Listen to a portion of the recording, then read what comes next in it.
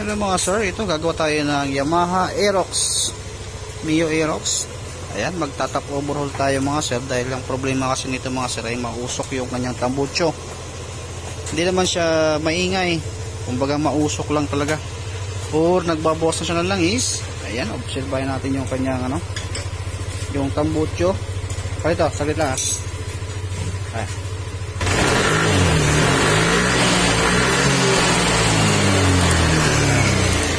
Hindi pa mainit yung kanyang makina mga sir, pero umuusok na. Okay, patay na natin kasi tatap overhaul natin para mapalitan natin ng black.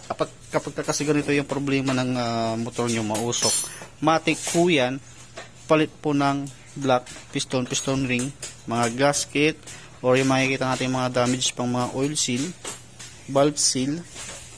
Yan yung mga papalitan natin dyan. Matik din pati yung oil, pero kung kapapalit lang kahapon tapos pinagawa, kahit hindi nyo na palitan ng oil, i-check nyo na lang para makita nyo kung nasa level pa yung kanyang langis. Yan, baho ng amoy. Tapos makikita nyo yung kanyang muffler. Yan, basang basa. Yan yung mga sinyalis na yung motor talagang kumakain na siya ng langis. At napakahirap yan mga sir kapag once na hinayaan nyo lang ng ganyan. Kapag bumiyahe kayo ng malayo, sobrang init anong makina, may posibilidad na yung piston to block mag-stack up na, titirik na kayo sa kalsada nun. Kaya mas mainam paggawa nyo na lang, or kung hindi kayo o di kaya gusto nyo yung tumagal lalo yung motor ninyo, halagaan nyo lang sa langis. Kaya lang din naman talaga totally na sisiring ganyan. Minsan nasa oil, pag-change oil or peak oil yung ating ginagamit na oil. Okay, pag-iwalay mo natin ito, o di kaya pwede natin dukutin, pero mas gugustuhin ko yung pinag-ihiwalay ito para nalilinisan natin pati yung pinakailalim ng ng makina. Kasi mabilis lang din naman ito gawin.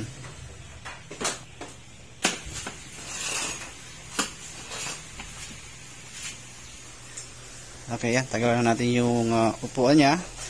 Ito yung mga sensor. Isa rin sa mga i-check natin to kasi alam niyo naman yung sa sobrang tagal yung mga wire natin nagko-corrosion yan. Minsan dyan na yung yung horror code.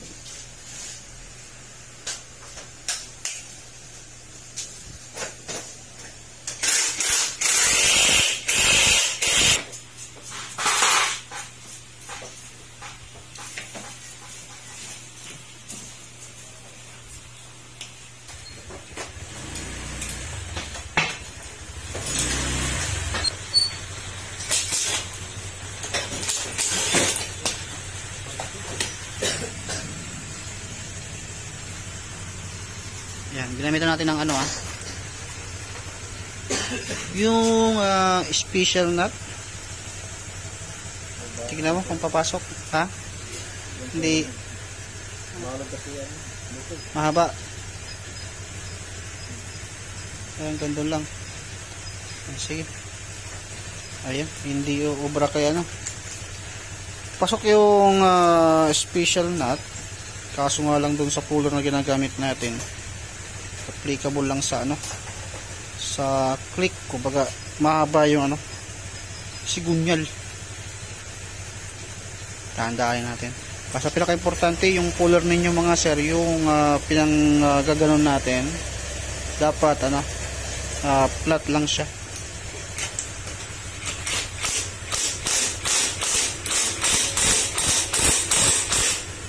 Ayan, tapos pitik-pitik lang ng ng ating impact para hindi mapwersa. Sobrang dumi ng magneto, halos mga langis-langis na.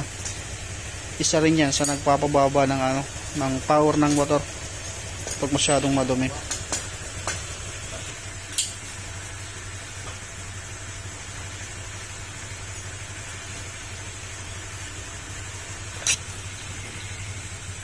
Ang turbo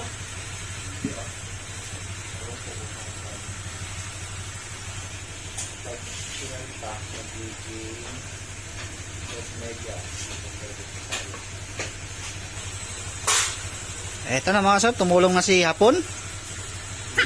Tumulong na yung imported nating mekaniko para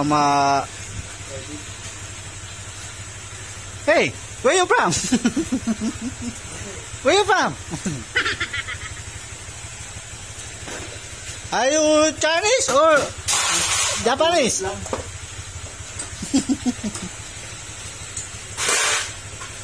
Ito na, pag-iwalay na natin para at least malinisan natin yung ano. At mahigpitan din natin ng maayos, yung dapat natin higpitan. Kasi kung ano, kuhugutin lang din natin, tatanggalin natin yung tangke, o di kaya nga pa lang ganon. Baka isasabit ko pa to. Kaya mas maraming ano, medyo gagawin. Madali lang din naman paghiwalin. Mas magandang paghiwalin na lang natin. Saglit lang naman at ayan.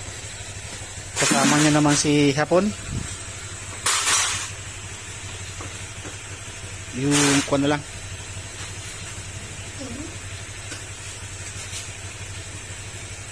Yung axle na lang. Patanggal natin. Para pagtuloy natin siya yung muffler. Para matanggal yung shock.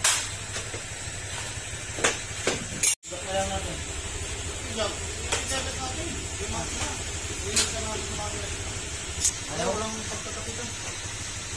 Ayaw lang tilis lang. Ano ito?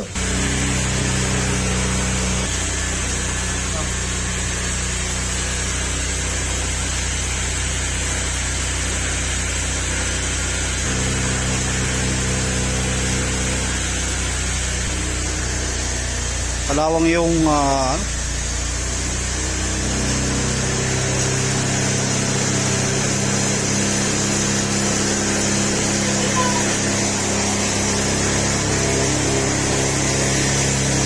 pag-iwalay na natin. Tapos ito yung wawalwalwalay natin. Medyo maingay kasi troubleshoot natin yung overheating doon sa kabila. Lumalabas sa reserve. Dito tayo po-focus. Yan, ito yung wawalwalay natin mga sila. Mas maganda kasi pinag-iwalay natin. Kaya nga mabilis lang din naman itong pag-iwalayin. Para ma-check natin at mahigpitan natin ng maayos yung mga tornilyo.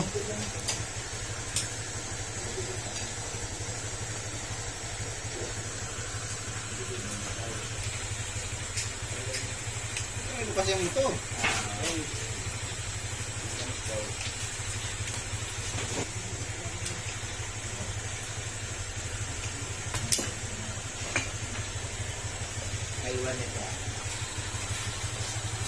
Yan, tagalan natin yung radiator. Dito natin makikita after natin matanggal itong kanyang bulb cover. Diyan natin makikita kung alaga ito sa langis o nakadepende rin. Kasi version 1 to na Aerox. Nakadepende rin sa tagal na rin.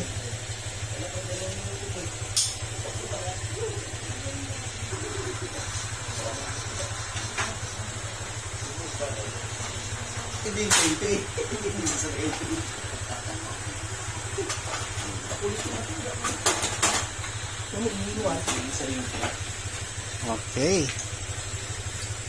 Yung kanyang itim niya mga circles lang yan. Sa sobrang tagal na rin yung unit.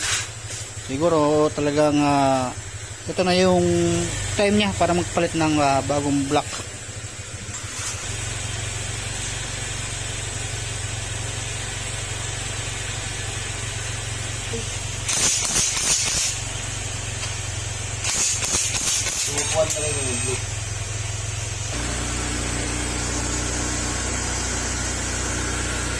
Ayan, tagal natin yung cylinder head. Ayan, basa yung carbon deposit niya. Matik na lumalabas na yung ano, or kumakain na siya ng langis. Close compression yung ano, yung mga valve seal, piston ring, piston, yan yung mga ano, mga kuwan na. Mga loose compression, siguro sa sobrang tagal na rin ng unit.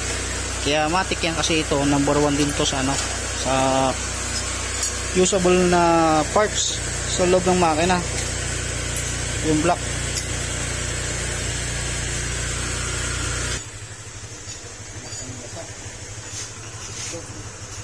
Ayan, ito yung block niya mga sir. Si Yamaha kasi kurumburang gamit nila.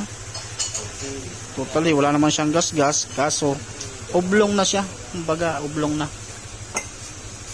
Yan, masasalat nyo naman dito kapag once na mag-check kayo ng walang gas-gas pero umuusok, salatin nyo siya ng ganyan. Yan, makikita nyo rito, mas maumbok dito sa gilid kaysa dun sa sa gitna. Yan, meron. Ibig sabihin, mas malaki na yung buga ng ring or buka ng ring pala. Mas malaki yung buka niya. Kaya doon na pumupunta yung or dumadaan yung langis. Tapos yung piston niya, tanggalin natin. Pag tatanggalin nyo itong piston, maglagay lang kayo ng basahan dyan para hindi malaglag yung pin. Yan, ito yung piston nya.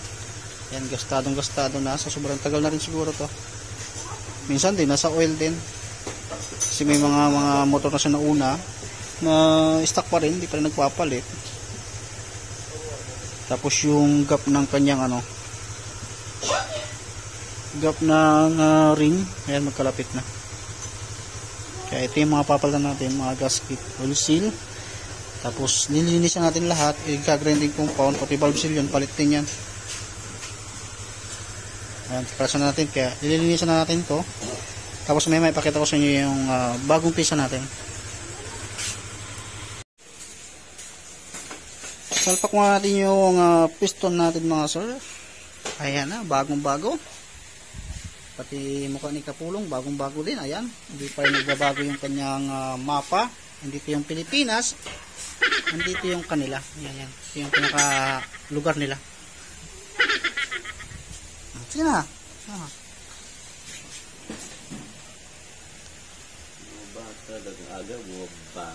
Siyempre, para ko naman, maggatid naman tayo ng kasiyahan at kalungkutan. Amen. Ayan, laki na natin yun, no? Dito sa 4 valve, ginagawa ko dyan mga sir, kapag ganyan, 4 valve, ikis yung gap nung mga ring, oil ring, pressure ring, sa wiper ring, yan, paikis yung ginagawa ko dyan. Pag si Honda naman, slide lang.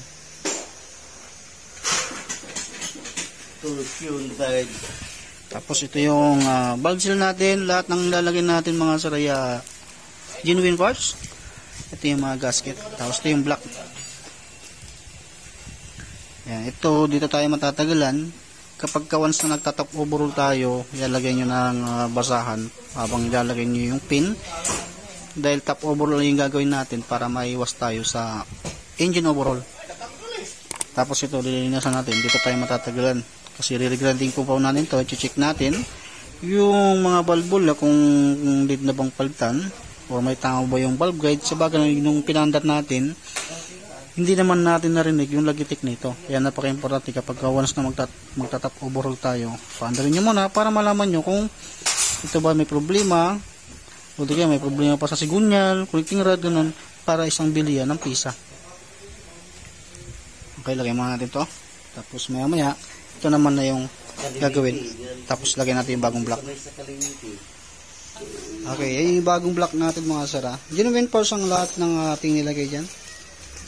Tapos yung mga dowel pin, double check nyo pa rin kung kumpleto pa ba or hindi na, para mapalitan nyo ng bago. O kung may problema na ganun. Bagay dowel pin, hindi naman nasisira yan, nawawala lang. Tapos yung tornilyo, drainage ng drain ng coolant. May washer din yan, kaya huwag mong kakalimutan.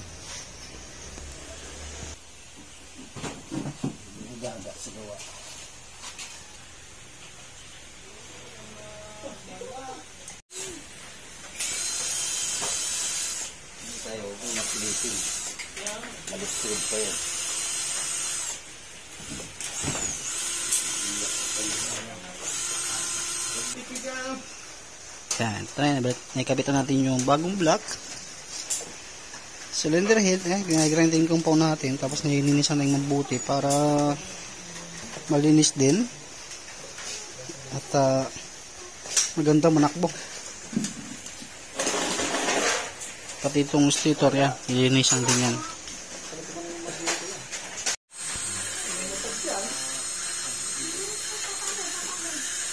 Grinding compound naman natin para hindi siya singaw.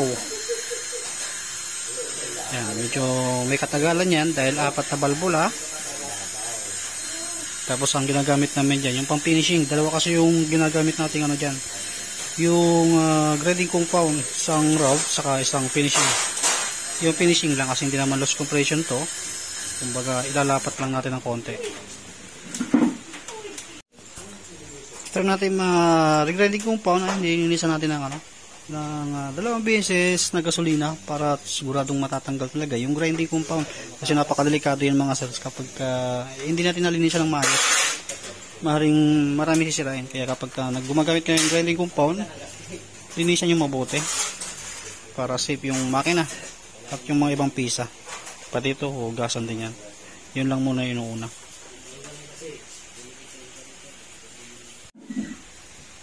Yan, nalagyan na natin yung kanyang valve seal. Lagyan na rin natin yung valve lock, valve spring. Susunod natin yung camshaft kasama yung BBA para maisalpak natin dito.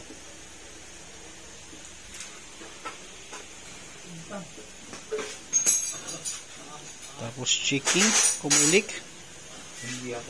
Okay, goods.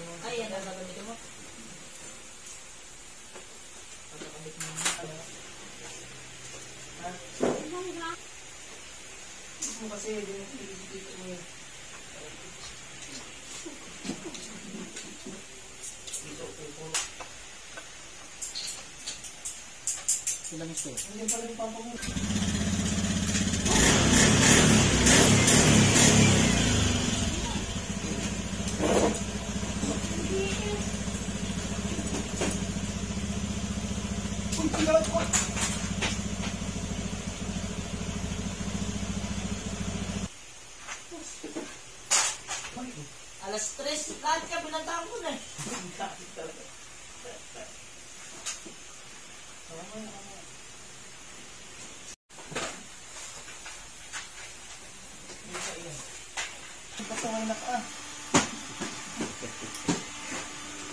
Ayan, tapos na yung makina.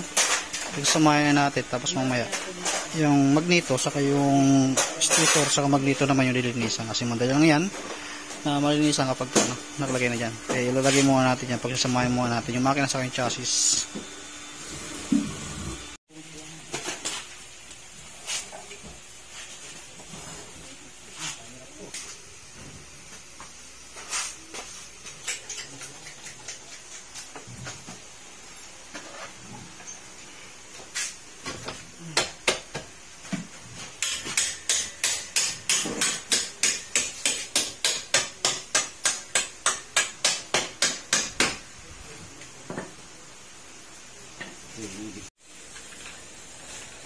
Kabit muna natin yung mga sensor, lahat-lahat. Tapos tatry natin siyang paandarin. Tapos bagong oil na rin, na change oil na rin natin. Narinisan na rin yung magneto saka yung stator. Kaya basa dyan kasi tubig yung ginagamit natin. Kaya balik lang muna yung mga sensor para mapaandar natin.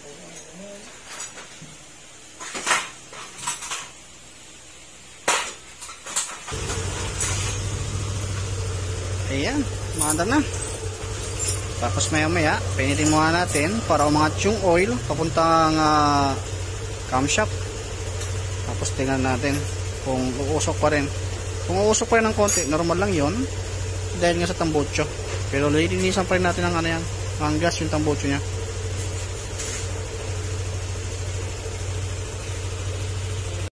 Eto na, naibalik na natin lahat ng clearings kasi good na siya. Goods na goods. Okay, pandarin natin. Ayan. Kapag siya mga gagawa kayo ng ganyan, pinakamainam na paandarin nyo ng paandarin para pagka kinuha ni customer ay hindi mag-appear yung overheating, kasi normal po yan sa Yamaha kasi kumbaga hihigop pa siya. Basta importante mayroong laman yan, huwag yung wawalan yan.